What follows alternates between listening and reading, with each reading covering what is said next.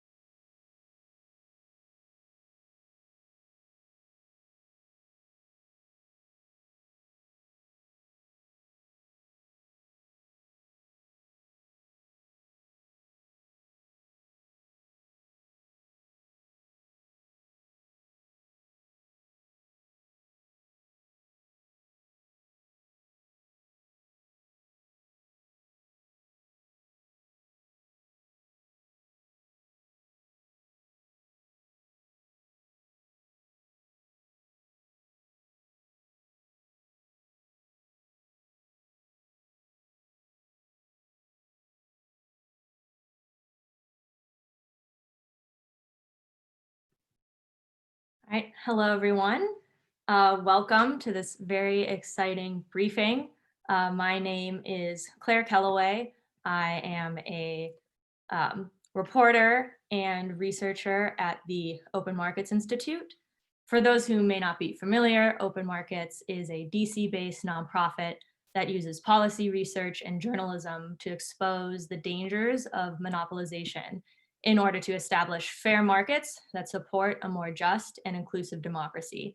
And we're really excited to join the Family Farm Action Alliance in launching and presenting their latest report called The Food System, Concentration, and Its Impacts. So a quick overview of this briefing today. Dr. Mary Hendrickson, the lead author of this report, will provide a quick summary of her findings, and then she'll discuss the report with co-author Emily Miller, who is the research manager of Family Farm Action Alliance. Senator Cory Booker will also be giving remarks.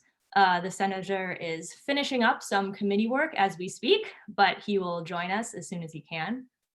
And then finally, we want to leave plenty of time for a Q&A with Mary, and also her co-author, Dr. Philip Howard, will be joining, as well as the president of Family Farm Action, Joe Maxwell. So with that, I'll pass things over to Angela Huffman, the Vice President of Programs and Development at Family Farm Action, for a quick introduction of their work. Thanks, Claire. Family Farm Action Alliance is a national research, policy development, market innovator, and advocacy organization. We're working to build a sustainable, inclusive economy in which everyone has the right to share in the prosperity that they help build in America, while respecting our land, natural resources, and our neighbors around the world. We're really excited about the release of this research paper that we have commissioned from some of the world's leading experts in food and agriculture consolidation, and want to thank Dr. Mary Hendrickson and her team for such outstanding work. We're also very thankful to the Open Markets Institute for the chance to present this report in partnership with them. They're really a thought leader in the area of antitrust. And then finally, thanks to all the participants here today for tuning in to our virtual paper launch. Great. Thank you, Angela. So as I mentioned, with us today is Dr. Mary Hendrickson. Mary is Associate Professor in the Division of Applied Social Sciences at the University of Missouri. In over 40 articles, chapters, and reports that have appeared in journals such as Agriculture and Human Values, Journal of Rural Studies, and GeoForum, Dr. Hendrickson has examined the structure of agriculture and food systems and envisions ways that farmers, eaters, and communities can make them more sustainable. She teaches sustainable food and farming courses at MU and was a Fulbright scholar in Iceland just recently.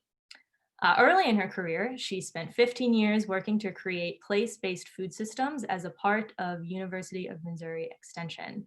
I know Mary's work has been essential in my own research and reporting on food systems consolidation. So I'm excited to hand things over to Mary to tell us about the main findings of her latest report.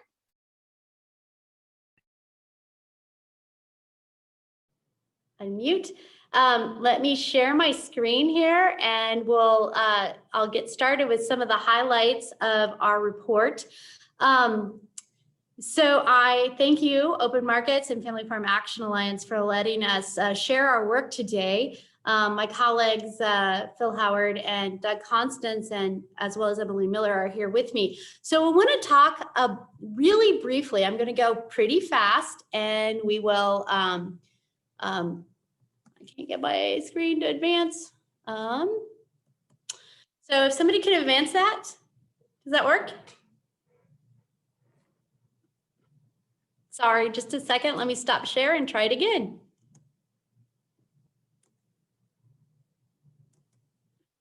All right, come on, computer. Okay, thank you.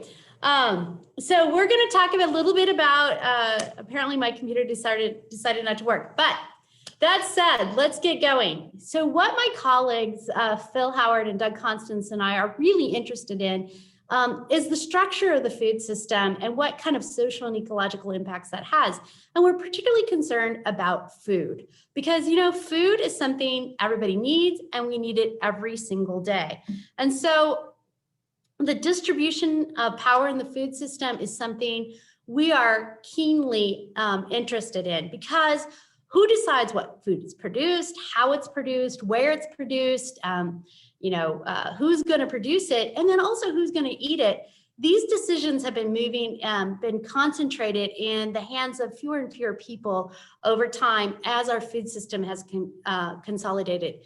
And we're worried about these power relationships in the food system, and we feel like we have to address these issues if we're going to feed humanity in the future. So the next slide, please. We're going to talk a little bit about agri-food structure today and some of the things that we did in the report.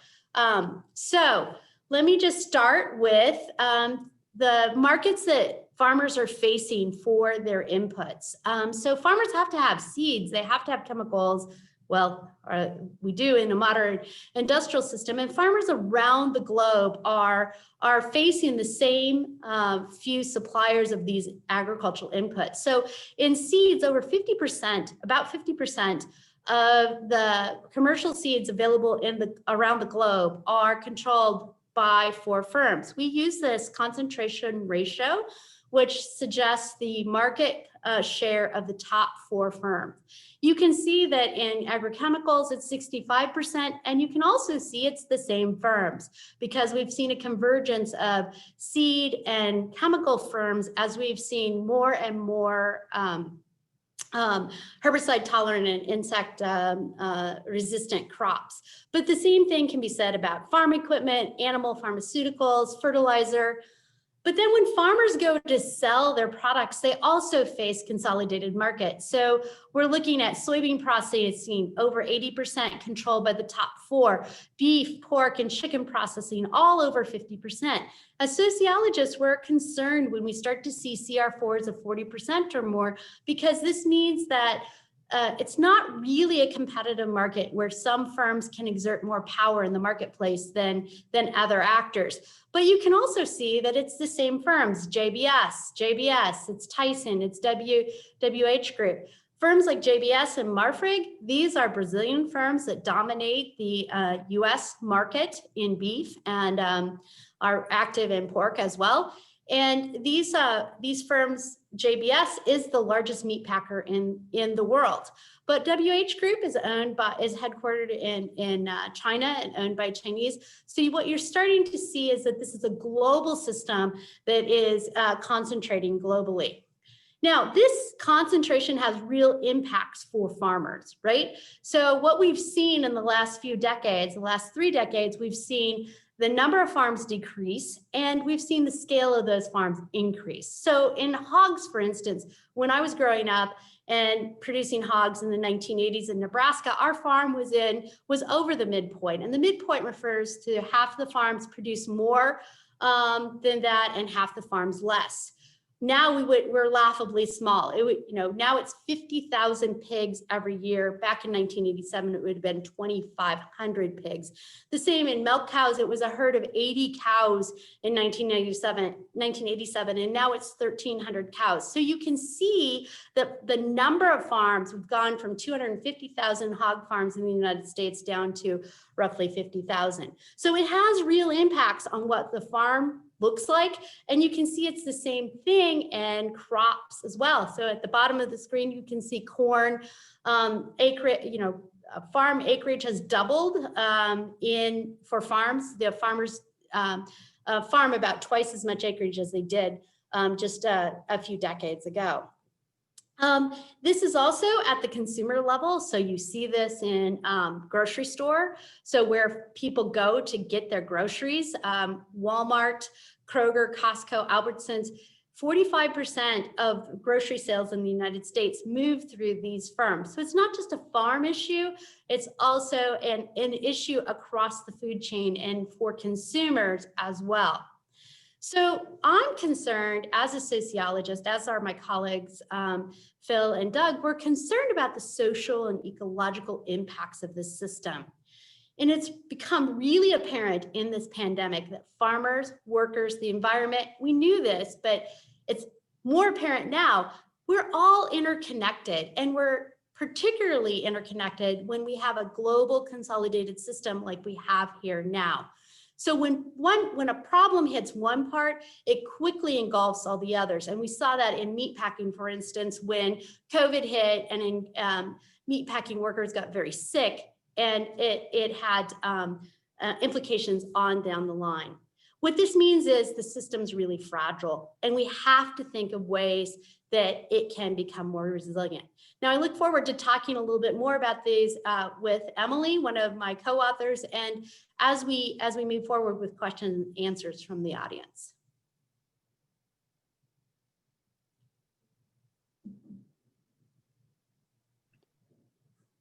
So I'll turn it back to you, Emily.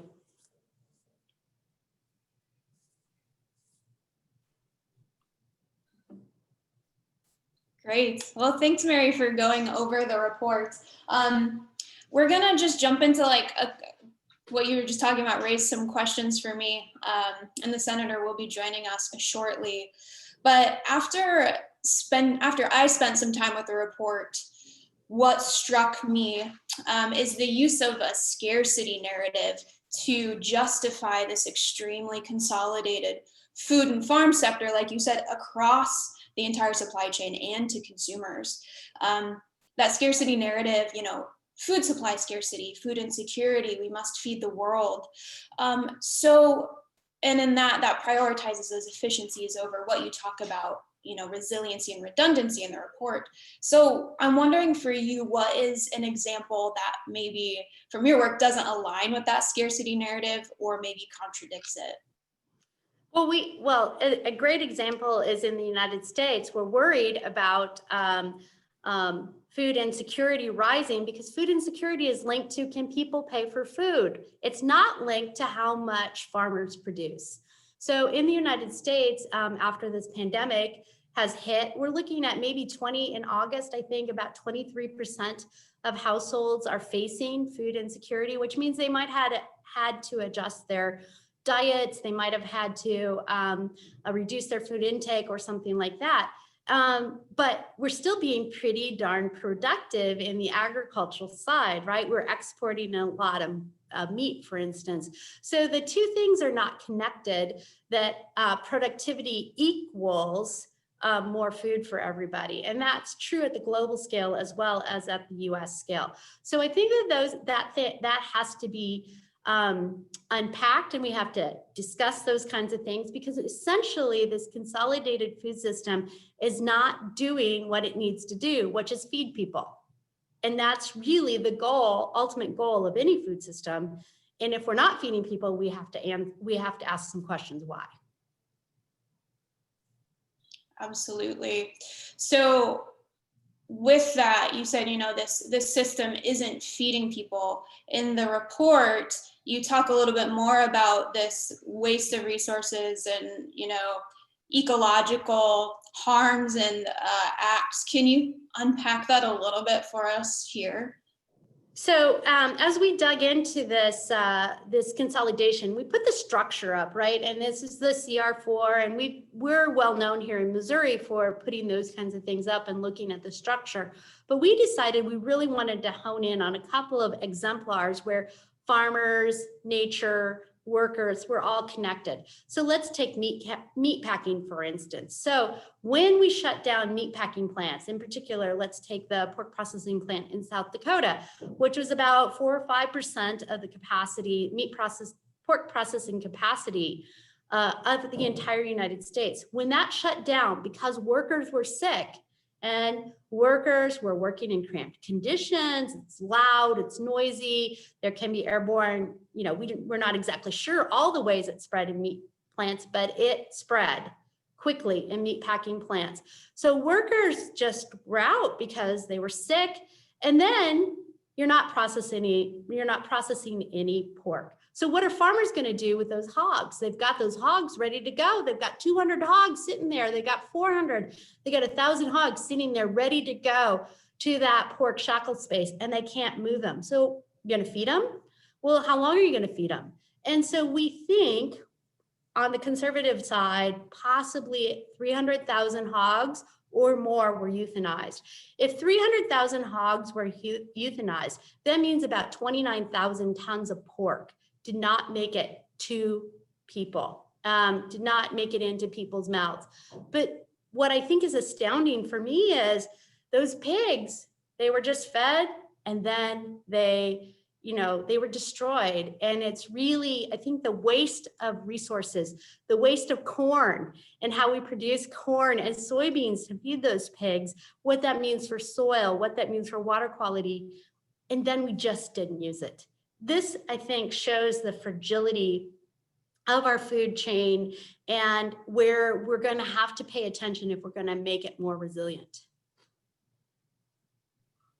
Absolutely. Yeah. Thanks for walking through, all of that waste of externalities that aren't captured in the way larger ag or corporate ag perhaps wants us to think about it. So thanks for uplifting that. And I'm proud that Family Farm Action Alliance just put out a blog called The Feed Meat Complex that is based off the report and really kind of gets to what you're talking to. Not only was it the pork that was wasted, but it's all of the other resources, the fertilizers, the seed, the fossil fuels, all of that.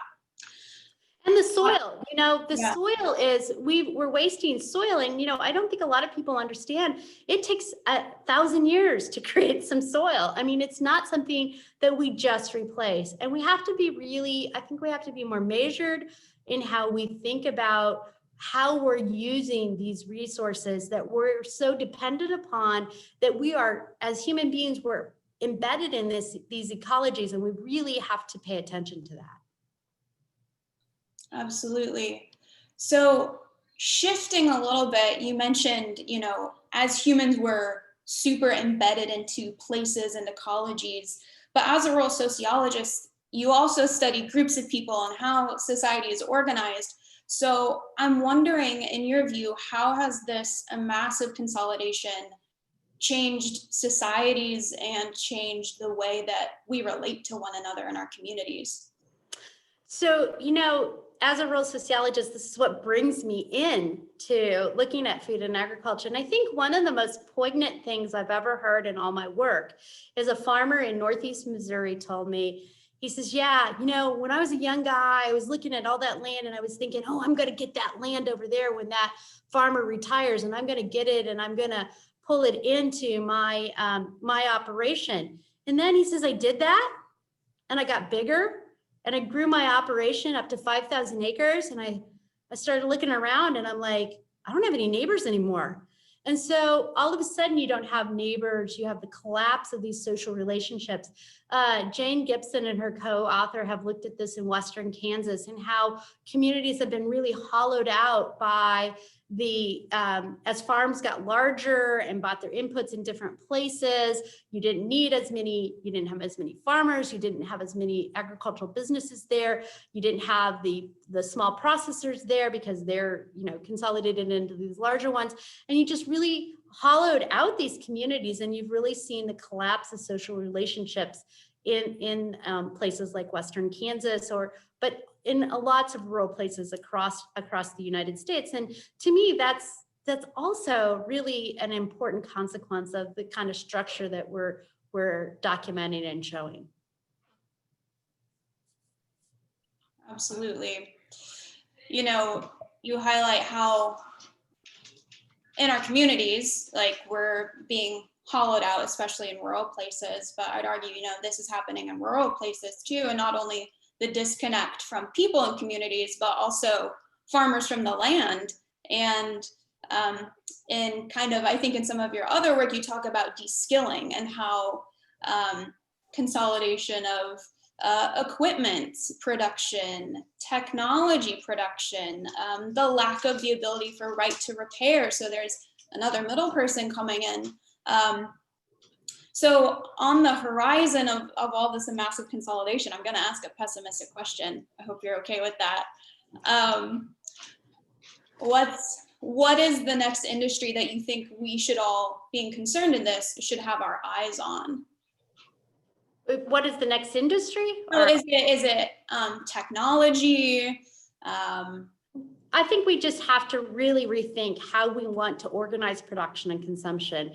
And I think we're going to have to think about a diversity of scales and a diversity of different kinds of organizations. Like, there is no reason that we have to organize the food and agriculture system on a for-profit based, efficiency, specialization based system. There's no reason. It's just because of the way we've structured it. And we can think about how we want to do it differently. Now, yeah, we're up against a lot of power.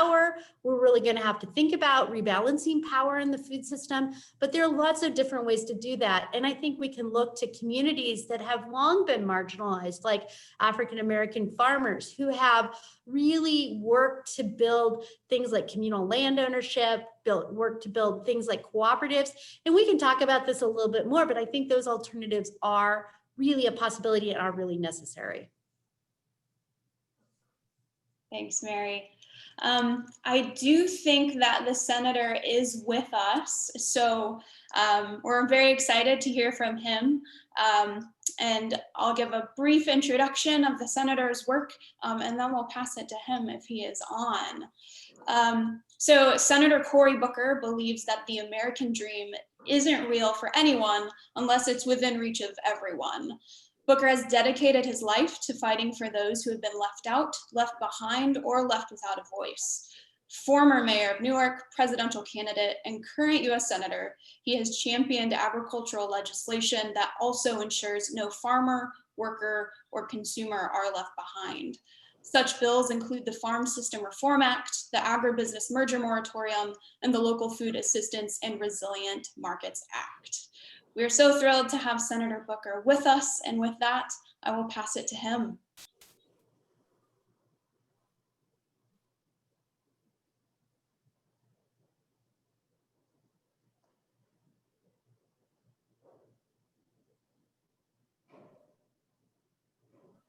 If the senator is on.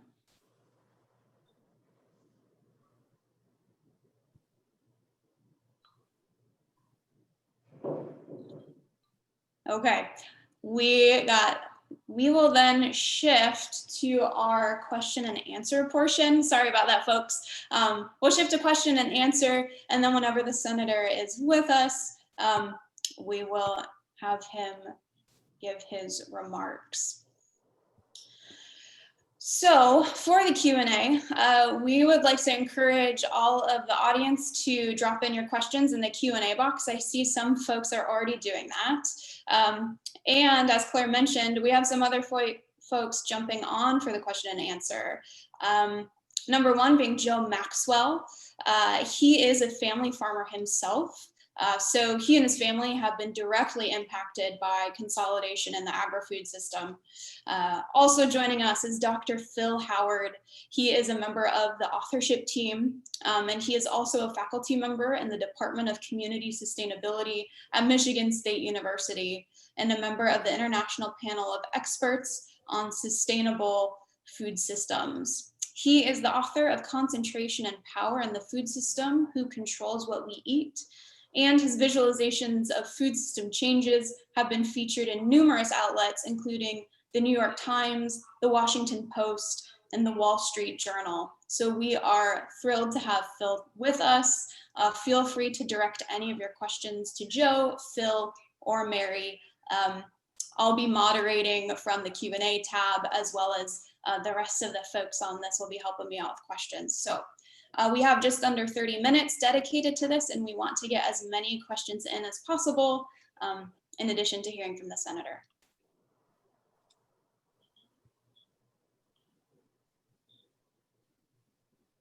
So I'm just quickly looking through the Q&A box. Okay, actually we're gonna shift back. Booker is on now, so thanks for hanging in there. Keep dropping your questions in the chat box. So just to revisit the senator's introduction, again, thanks so much for being on. He's the former mayor of Newark, presidential candidate, and current US Senator, and he has championed ag legislation such as the Farm System Reform Act, Agribusiness Merger Moratorium, and Local Food Assistance and Resilient Markets Act. With that, Senator, please take it away. We're thrilled to have you on. You guys are thrilled to have me. I am thrilled to be on, and I just want to thank the Family Farm Action Alliance and Open Markets Institute. You all have inspired me, and your leadership, particularly as it relates to highlighting the utter failures of our current consolidated food system, the monopolistic realities in which we live that are such an affront to our heritage. You all are fighting to create a food system in America that is rooted in fairness and opportunity, and should be really a symbol of American abundance for all. And so I want to say thank you, and I definitely want to give a special thank you to Dr. Mary Hendrickson for her work and for what is really a very vital and groundbreaking report. Dr. Hendrickson, your body of work has shown really clearly just how important it is to create a food system that works for our nation's farmers, ranchers, for our rural communities, not just those select people at the very top of very large corporations. Conversations about our nation's food policy, I believe, are utterly urgent. We need to have those conversations about what we invest in, what we as a country subsidize, what kind of oversight we have over an industry. These things are vitally important now, as they've always been. And unfortunately, with a host of issues rising in America, from the disappearance of the independent family farmer, all the way to our ecology and environment, these conversations are utterly vital. Our food system as a whole is fundamentally broken. And what is painful is it really fails to reflect what are our nation's collective values and virtues. Our food system is especially broken, though, for independent family farmers and ranchers. Over the last 60 years, we have lost more than 1 million independent family farmers. Farm debt is at an all-time high. The farmer's share of the consumer dollar, what people in my neighborhood in New Jersey spend, is on a serious decline.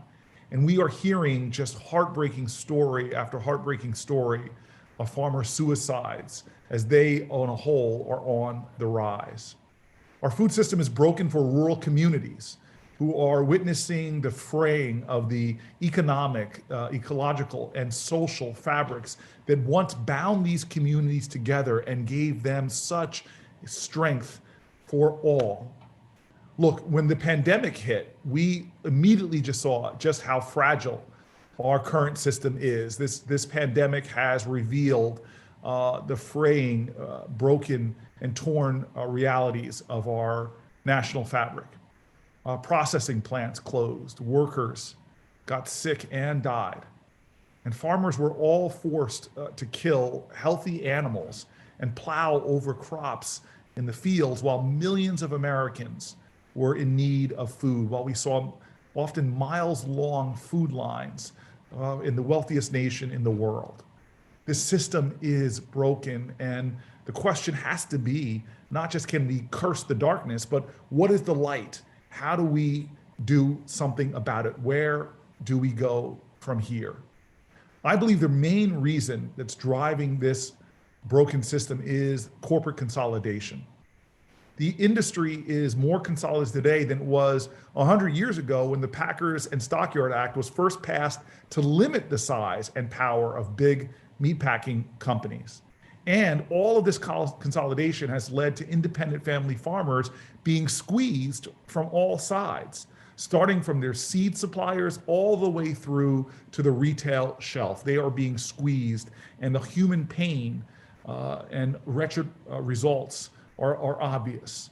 Farmers and ranchers are being forced to sell into an ever more concentrated marketplace that unfairly reduce prices, the prices that they receive for their crops and livestock, and unfairly increases the cost of their inputs. These excessive levels of concentration and market power are devastating our independent family farmers and ranchers and hollowing out the rural communities in which they live. And large, multinational corporations, because of their size and money, have undue influence over the marketplaces, an undue influence over public policies. I'm sitting here in Washington and seeing how large corporate money interests are dominating, especially after Citizens United, are dominating public policy. And they've created this massive system that really benefits just themselves and hurts so many other of the important constituent players. After I was elected to the Senate, I traveled across New Jersey and also across the nation, often with Joe Maxwell as my guide, and have some of my favorite trips I've taken as a senator really were with Joe. I saw firsthand how broken our food system is. I sat on bales of hay with farmers and ranchers in Missouri and Nebraska and Kansas and Illinois and Iowa. I sat with Republicans and Democrats. I heard story after story from cattlemen who told me that they used to have dozens of different buyers for their animals, but now they have only a few or just one buyer. What this meant is that no marketplace currently exists to set a fair price for our farmers and ranchers to be paid. It is a system very different than their parents and grandparents. I've also met with contract growers who have told me how they feel trapped in a current system because of all the debt they've had to incur. They told me how they fear retaliation if they speak out about the truth that they're experiencing about the predatory practices of those big corporate integrators. And so in the face of all this, I became an activist because I think that this is, of all the issues in our country, one of the most urgent. And unfortunately, unlike a lot of other issues, most Americans just don't even know about it. So my team and I got to work. We listened to farmers and ranchers and working with allies like Family Farm Action Alliance to imagine a better food system that helps us produce the nutritious food that pays farmers a fair price for being stewards of the land and treats workers fairly. Last year, along with the only farmer in the Senate, Senator Tester, I introduced the Agribusiness Merger Moratorium Act to halt the hyper-consolidation in our food system and focus Congress on reining in the power that large multinational corporations have in our food system. I also introduced the Farm Systems Reform Act, a bill that would strengthen the Packers and Stockyards Act, providing more bargaining power for family farmers and ranchers. Along with Senator Lee from Utah, I've also introduced legislation to reform the federal checkoff programs. As many of you know, farmers and ranchers are required to pay into checkoff programs, but too often see their dollars used in ways that benefit only the largest producers. Our legislation would bring more transparency to these programs and would prohibit conflicts of interests and anti-competitive prices. And just today, along with Senators Warren and Gillibrand, I introduced the Justice for Black Farmers Act, which would enact reforms within the USDA to finally end discrimination within that agency, would protect the remaining Black farmers from losing their land, and would provide land grants to create a new generation of Black farmers and begin to restore the land base that has been lost by Black farmers due to outrageous discrimination over past decades. Due in large part to the great work being done by Dr. Hendrickson and Family Farm Action, the evidence is mounting that our current system does not work for family farmers and ranchers. It does not work for farm workers, and it does not work for our great rural communities. Reforming the food system in the United States of America is not easy. It is one of the great challenges I think we have before us. But God, American history is a testimony to people, grassroots activists, local leaders, people who are foot soldiers of justice coming together to make big change in America. That's one of the fundamental characteristics of our democracy. From the labor movement to the civil rights movement to the suffrage movement, we are living testimonies to that great history in our past. And so those with the most to lose have deep interest and influence in fighting us. On both sides of the aisles and in the hall of Congress, they are going to fight and resist change. They want to protect what they have at the detriment of rural communities, of farmers, of local farm workers. And so I am excited. What a great thing it is to wake up with a big, righteous, noble challenge, with a righteous fight, with a fight for the very culture and heritage of America, a fight for the original entrepreneurs in America, a fight for the best ideals of America, a fight for the dream of America to make it real for everyone. I believe we have a moral obligation as a nation to build a better food system that reflects our values, because God, our food system is at the core of every family, every person, every neighborhood depends on a healthy food system. It's time to restore competition because, heck, I'm a capitalist. I believe in fair markets. I believe in fair trade. I believe in actually having a competitive system that works for everyone. That's what we want in a free market society. So this would enable our hardworking people of grit and guts and goodness, our farmers and ranchers. It would enable them to once again have the opportunity to share in the prosperity that they are creating every day. Together, we can develop a food policy that does just that. Together, I believe we can change America for the better. Together, I believe we have the power to create a food system that reflects those values that we herald in our nation. Values that we swear an oath to when we swear an oath to our flag, that really does provide pathways to liberty and justice for all. We know our farmers and ranchers are the true champions in our country. They deserve to be treated thusly. And they, together with other activists, we can create a system that is truly a shining beacon to the world of what happens when good people come together and create abundance for all. Thank you so much for this opportunity to share with you some of my thoughts. Thank you so much, Senator Booker, for being on. We so much appreciate your time and being here, and thank you for your words. And thank you for all of the work that you've done. And we're so excited to see the Justice for Black Farmers Bill introduced today, and congratulate you on that. I'm just embarrassed, Emily, that you like put on a jacket and a collared shirt, and here I am, just so dressed down. You know, you're just outshining me here, and your hair is much better than mine as well. Oh, come on. I wouldn't say that. It's just a lot more work. A lot more comfy.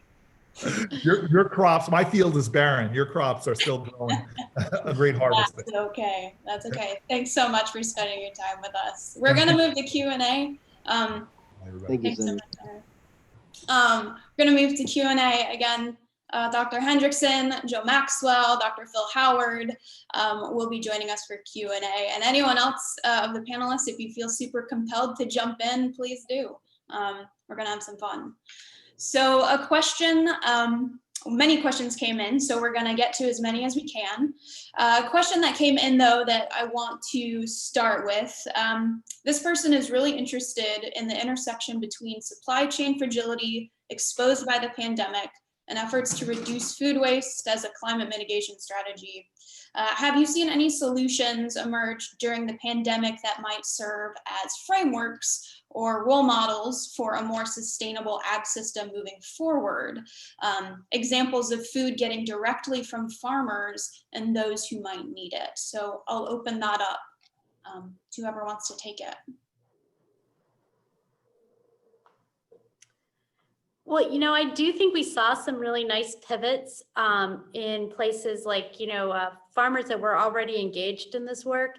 I might hold up Greg Gumthorpe out of Indiana, who had to pivot really quickly because he had a lot of restaurant sales and, pivoted into direct sales to place, people then can participate through this pandemic in these place-based food systems where they can get food directly from the farmers. And, things like that where you're ordering meat in advance and different kinds of things, these can actually reduce waste in the food system.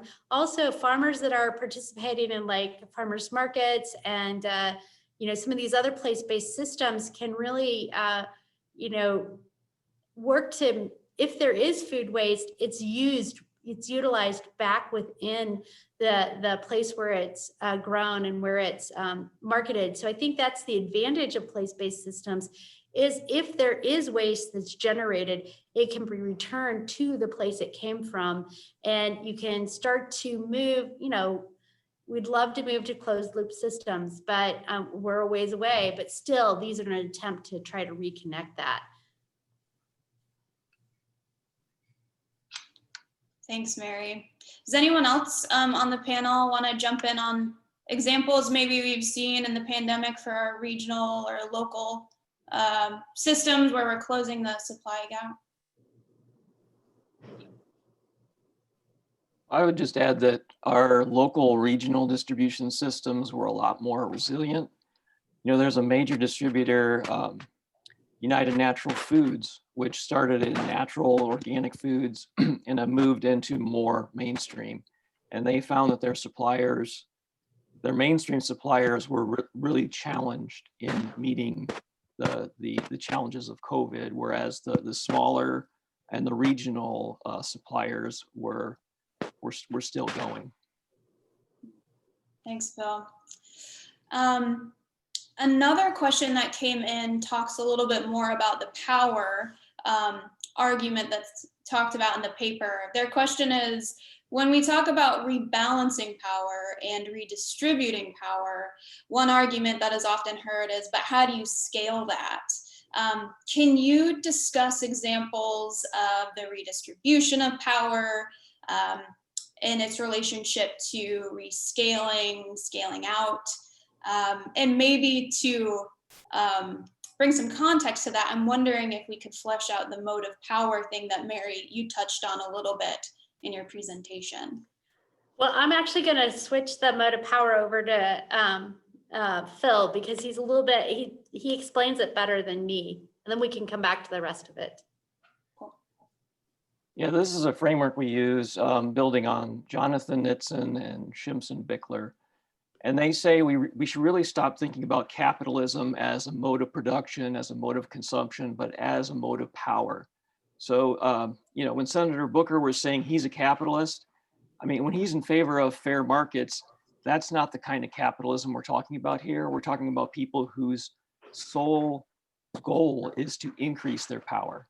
So they get involved in the food system not to feed people, but to increase their power, which is why they can stand aside when farmers are not getting paid for their hogs, they're euthanizing their hogs, people who are going hungry and standing in lines at food banks. And at the same time, these billionaires are exporting meat to China and arguing that they should be not face the same regulations that other industries have because of this rationale that they're feeding people. They're not feeding people, they're just increasing their power. And so they're happy to continue to gain power at the expense of everyone else. So I'll just start to talk about redistributing power is to challenge all the advantages they have in policy, subsidies. They have enormous advantages that smaller firms don't have, which prevent markets from working the way they would if those firms didn't have so much power. And I want to echo what Phil said. I think that we've seen, I love that example of the unified natural grocers because, or distributors, because we can, you know, if we have multiples of those, we can start to say, we can build that power up through this diversity of different kinds of organizations and diversity of scale. But it's going to take multiple approaches. And I'm sure that, you know, Emily, you and Joe have a lot of ideas about this as well. But to me, it takes multiple approaches, the policy arena, the antitrust arena, contract law, but also just starting to take power in terms of building cooperatives and to, you know, just rethinking at the very basic level as consumers and as producers where we want to participate in it. So I mean, that doesn't sound concrete. I don't think Phil and I are out here to say this is what you have to do. We're just saying that here's the system and we have to think about it differently. We have to start engaging with it differently. And it's going to be a really tough challenge, just as the senator said. And so, you know, let's wake up every morning and let's think about that challenge. Emily, I'd like to add something just from a farm on the ground perspective. During the time of this concentration that Dr. Hendrickson, Phil, and you, Emily, and others have presented in this paper, we have seen a decline in the amount of dollars, as the senator indicated, and Mary did, in the percentage of the food dollar that is returned back to my farm gate. At the same time, food costs have been going up at a higher rate of inflation that have especially meat, than inflation itself. So whenever I hear this word about scale, I always want to say, at some point, the level of concentration and power is such that the scale no longer matters because they have so much control. They're going to dictate how much I'm going to get paid on the farm and how much the consumer is going to pay. And they're going to extract as much money out of both of us as they can. And that's the evidence. That's just fact. Thanks, Joe. Yeah, thanks for everyone's answers.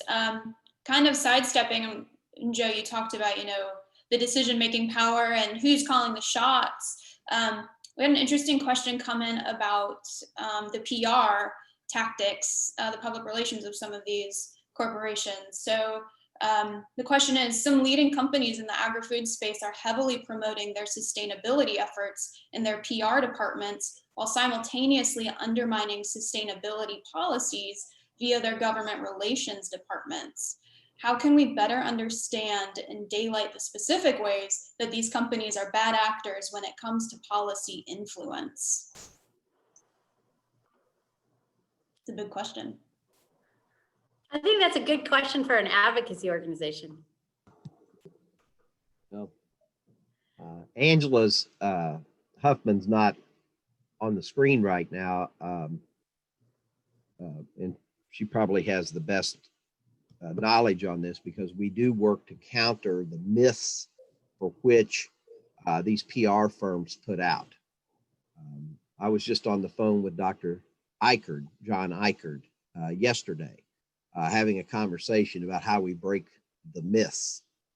First of all, they have millions of dollars for PR, some of which, as was referenced by the senator, are actually my dollars. Every time I sell a commodity, I pay into a checkoff program. Those checkoff programs far too often expend my money to further the interest of consolidation and industrialized type agricultural practices, to sustain those, to convince the consumer that this is the right way to go, and to convince farmers through training and education programs that this is the only kind of farming.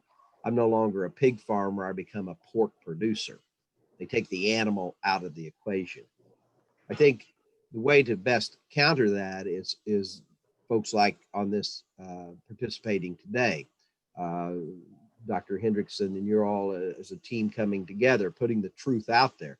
But what has to happen is we have to put legs under that truth. We have to become part of the messengers to push back against those myths. We don't feed the world in the United States. We don't even feed ourselves.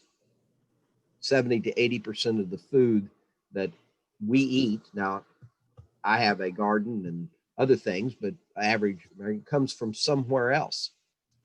Talk to the, in South Missouri, we used to have 5 tomato canneries. Today, most tomatoes come from somewhere else, and the poor tomato farmers in Florida are still struggling to hang on due to bad trade policies. So I think that we have a responsibility to push back against the myths. And clearly scale is one of those.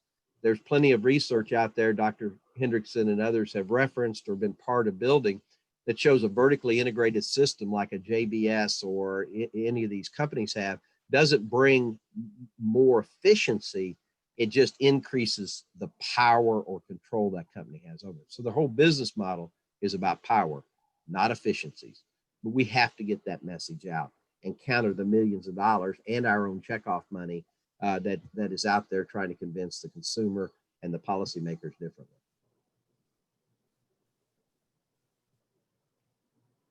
Thanks, Joe. Someone has come in the Q&A with kind of a story of theirs and then a question. So their family in Minnesota is surrounded by 11 swine factory farms in a 3-mile radius, and they have faced considerable harassment and intimidation for speaking out against the industry, including bullet holes and the stop sign just a few hours from their brother's house. Pure Roundup sprayed on cornfield, causing thousands of dollars in damage. They are, and among other things, they're curious of other similar egregious actions that have come about because of constrained choice in, either how animals are raised and CAFOs or certain pesticides that have to be used. I'm wondering, Mary or Phil or Joe, have you heard of other stories or perhaps in the report some highlights of this sort of community tension? So I think I would just highlight, we chose to highlight dicamba as another case of looking at how the power relationships and impact communities and farmers. And so, dicamba, there was actually a murder that happened in Arkansas over the use of dicamba, and how that was introduced, how dicamba resistant soybeans were initially introduced, or dicamba tolerant soybeans were initially introduced into Missouri and Arkansas. And we also see like Ag News Service, like DTN, has done some really interesting investigative reporting about how, you know, people that aren't intended, the consequences aren't intended towards them, but they end up bearing them. So, you know, homeowners who might have pesticide drift on their ornamental plantings, or rural resorts that have, you know, trying to do a farm to table rural resort and end up losing gardens and perennial shrubs and so on. So, you know, these are communities bear a lot of the brunt of this, of the way power is exercised in terms of the policy arena and the market arena. I would say that Phil and I are both rural sociologists, and we have a colleague, Loka Ashwood, now at the University of Kentucky, who has written about this and has really said we have to re-examine our concept of property rights. And right now, we put the profit part of property rights, the economic part of property rights at the forefront. But actually, property rights, there's the right to enjoy your property, there's the right to have sustenance from your property. There are other property rights that are embodied in that land. And why aren't we talking about them? Why are we always putting the economic property right at the top? And I think as we think about the ecological consequences of the system we've put together, we're going to have to rethink and reprioritize how we think of things like property rights and contract law. And I think those are other places that we could possibly look for some, you know, some changes and some transformations in that arena. But that's the way I would answer that. And I really feel badly for the family that is undergoing this. Absolutely. I think we have time for maybe one more question before we shift to maybe some closing words and remarks from the panelists. And thank you again, everyone, for all your questions. This is an interesting question. Can we really address climate challenges and climate change without addressing corporate concentration? That's the question.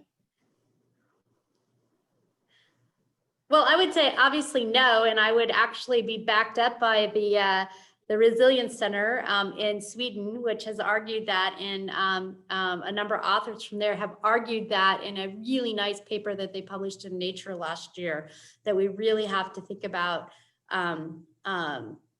corporate governance and corporate how corporations are governed globally if we're going to address climate issues. And I don't know if Phil has another perspective on that. No, it was kind of a softball lead in for the folks who are on this call. Thanks for answering. I see in the Q&A, there's a lot of questions about the Justice for Black Farmers Act and that bill text. Wondering if it's out. It will be out today. I believe Family Farm Action Alliance is posting a short statement. Also some questions about a copy of the report. You will be receiving that as well as this recording. Unfortunately, we don't have time for any more questions, but we have a couple minutes left. So Mary, Phil, Joe, do you have a 30-second thing you would like to say, or something you hope people take away from this webinar in their reading of the report? Yeah, I'll just say that Mary and Doug and I have been working on these issues for over 20 years, maybe longer for Mary and Doug, but it's really exciting to see how things have been changing recently. And a lot of it is due to work of organizations like Open Markets Institute and Family Farm Action Alliance, excuse me. So there's just so much more awareness of what's going on now. And part of it is because these firms have gotten so much larger and more powerful, but it's exciting to see a lot more opportunities for action right now. And I would just say that that while the picture that we wrote about in the report is kind of dark, like Senator Booker suggested, that there are all of these opportunities, and we just have to rethink how we're going to produce and consume food in this world if we are going to feed ourselves for the long term. And I think anybody with children, anybody who shares a concern for humanity, we have to rethink how we do things. And all we're hoping is we can help people have the information they need to make some progress.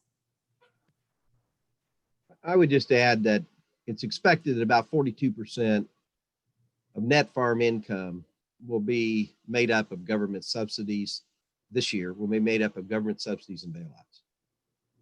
At the same time, farm bankruptcies is up 20%. The current system is not sustainable. It's being led by the folks that the researchers here have disclosed and the basis of heavy concentration. Current system's not sustainable because shelves are empty during pandemics. Current system's not sustainable because workers are put in harm's way every day. And it's just not sustainable for the consumer's health and safety. So it's what we have to tackle, and it takes all of us together standing side by side if we're going to be able to change the system, and change it we can.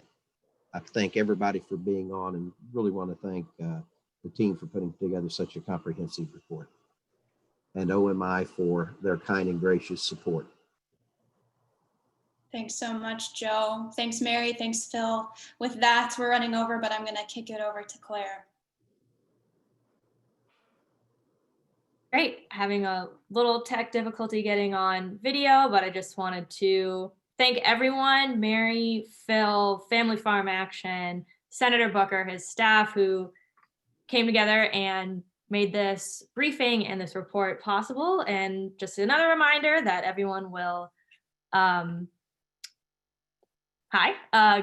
get the full report. Everyone will get the full report in your email following this event. And also look out for forthcoming farm action policy recommendations to the new Congress based on this report from Family Farm Action. And otherwise, thank you all for your kind attention, and have a great day. Thank you, Claire. Thank you.